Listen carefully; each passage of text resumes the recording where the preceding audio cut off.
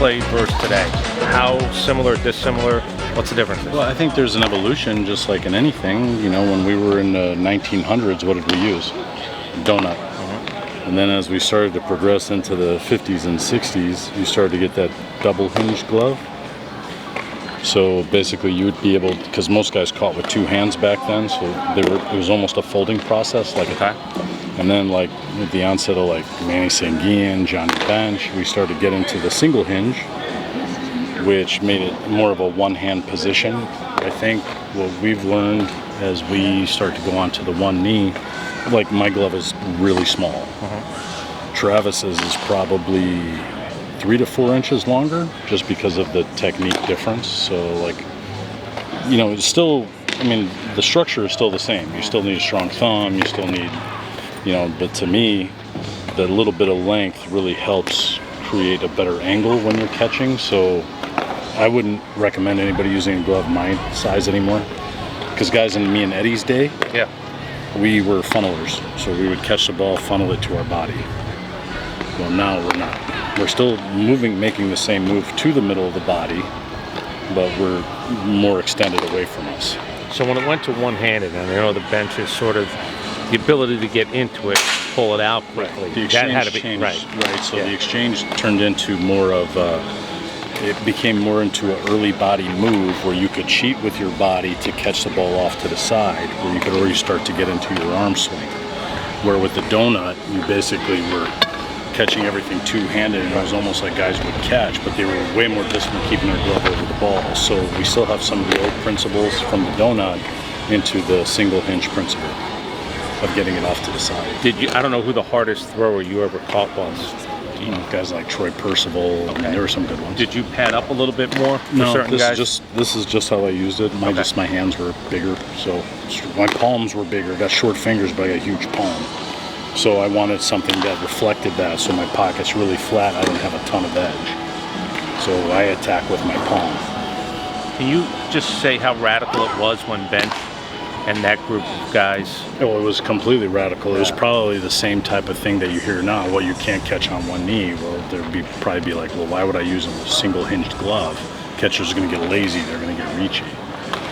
So you're always going to have naysayers, and you're always going to see guys who have the foresight to see. That's why, like, you know, when they were doing the top 10 catchers on MLB, and Johnny spoke. You hear how Johnny didn't rip anything. Johnny was like, he was very sincere. He took time to understand like what these guys were doing, and his analysis was spot on. Everything evolves. Our position evolves more than any other position. So to me, it was like, wow, here's a Hall of Famer that, you know, kind of broke the trend, who's understanding what the trend is. And instead of saying, you know, when I played, he's like, no, like Trevino did a great job last year. He deserves all the accolades that he got. Last one, you'd said you have shorter fingers. Right. I've seen guys that have, I've seen certain pitchers, they wrap it all the way around. Sure. Was there ever long-fingered guys? I mean, look, I'm sure you don't want to throw curves. No. You don't want balls diving off. No, but like guys like, you know, like when Mariano came back from his elbow surgery, he learned to cutter. A lot of times because of finger length, one finger longer than the other, they have natural gifts. So it's like, don't fight City Hall. It's whatever you do natural, just do. All right, why can't there be a left-handed throwing catcher in Major League Baseball? You know, I'm to the point now where I think there could be. You do? I do. I think there could be. Why not? Now, what about this whole thing? Because the tail. Ball is a natural tail. Is that true? Well, everybody has different characteristics. So for me to say, if you can play it like a golfer. Yeah, why can't I prep to catch it? Right. So to me, and just being blind to first base isn't a good enough answer. Okay. Because if you do it right and my chest is square, I'm still able to see. The only time that guys are blind is when they have a bad stance. So if you have if I'm catching and I have a bad stance, I'm blind to third, but nobody ever says anything about that. Right. So basically it's all about structural integrity and how can I keep them to where they can see the whole field with both eyes by keeping their shoulders square. Somebody also said to me, pitchers would have a hard time adjusting, and I was kind of thinking a target's a target, isn't it? Target's a target. If you give good center mass, you put them in a position that you want to, it doesn't matter. Pitchers really don't throw to the glove anyway. They see center mass. Yeah. So basically by the time they put their eyes back on you, they just want to see where the body is. Is the body up? Is the body down? Now there's a few glove throwers. Everybody is a little bit different, but to just generalize something like that, I'm out. So all you young lefties, you never know. Yeah, thank you. Yeah, Please. Why not? That's a major league coach telling you.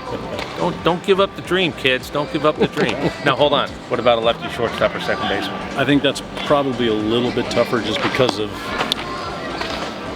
I didn't even see that ball. Kick saving a beauty. And the hand turn. Glenn Chico Resch. I would go Tony Esposito. Tony Esposito. He's a Chicago guy. Okay. But I think that's a little bit different just because of the way the field is literally structured. Okay. So I would probably say no to that. But behind the plate. See, I always think now that you're not running into people, I always said a lefty at second base in the old days would get killed.